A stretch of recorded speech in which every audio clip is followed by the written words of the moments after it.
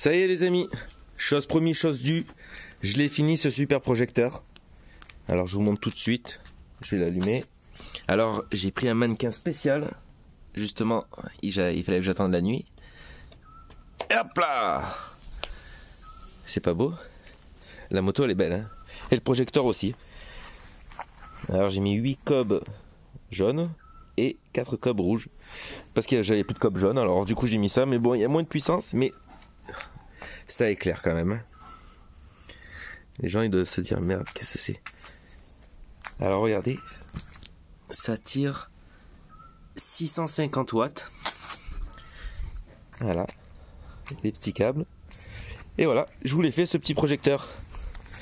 Allez, ben, je vous explique à l'intérieur la réalisation. Et voilà. Elle est belle, hein? Allez, on va la voir. Allez, on va la voir. Rien à voir, mais je vous montre ma passion aussi. Ça, c'est mon bébé. J'ai fait tous les carénages aussi. Mais ça, je le filme pas. Ça, je le garde pour moi. Mais vous avez un petit aperçu. Ah, c'est clair. Putain. Alors, j'ai pas filmé le processus de réalisation comme je fais d'habitude. Tout simplement parce que j'ai mis une trentaine d'heures à le concevoir. Ça a été très long. Donc j'ai préféré vous le présenter à la fin. Je vais vous expliquer comment je l'ai fait, ce que j'ai utilisé. Et à la fin de la vidéo, je vous mettrai le prix de chaque élément pour que vous ayez une idée globale du prix du panneau. Alors tout d'abord, j'ai acheté des cobs. J'en ai acheté une dizaine, j'en ai encore en plus. Des cobs, c'est ça. Ça s'appelle des LED, c'est pareil, mais ça s'appelle aussi des cobs. Elles font 55 watts de puissance chacune. Alors j'en ai mis 8, 4 en haut, 4 en bas. Les jaunes, c'est du 2500 Kelvin et au milieu, c'est du 1600 Kelvin. Pour avoir un spectre lumineux parfait pour l'horticulture, parce que à la base, je voulais un panneau qui éclairait de ouf, avec une température, on va dire, assez froide, pour avoir une intensité lumineuse énorme. Donc j'ai décidé de faire un panneau horticole pour le passer à un ami qui en avait plus besoin, donc j'en ai profité pour en faire un panneau horticole tout simplement. Alors bien sûr, chaque cob, elles font 55 watts de puissance et il faut bien sûr 55 watts de dissipation. Alors un simple dissipateur thermique en aluminium ne suffit pas, il faut bien sûr un ventilateur de processeur, ça arrive à 65-90 watts cela 65, cela 90 watts. Et bien sûr, j'ai mis des plaques pour les fixer, certaines non, mais celle-là oui, et des plaques en aluminium. Et entre chaque plaque et chaque cob, j'ai mis de la pâte thermique.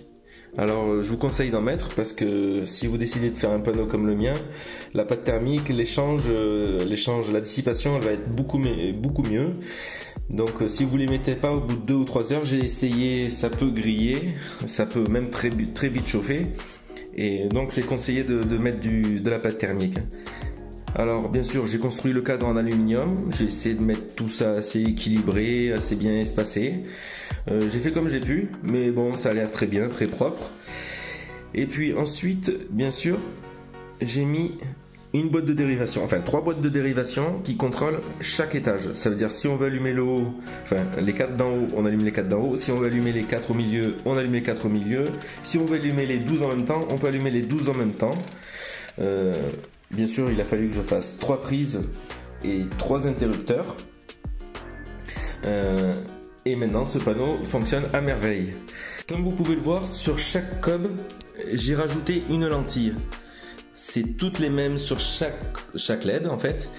Alors j'avais le choix entre du 60 degrés, 90 ou 120. J'ai décidé de mettre du 90. Ça permet de diriger le faisceau lumineux, on va dire focalement. Ça fait pas perdre d'énergie lumineuse. Ça protège aussi les cobs. Alors maintenant je vais vous dire le prix global, combien ça m'a coûté. Alors j'ai dû acheter pour faire le cadre. J'ai acheté 4 profilés en alu de 1 mètre je crois, 1m20 ou 1m50 je sais plus. Ça m'a coûté 5 € le profilé.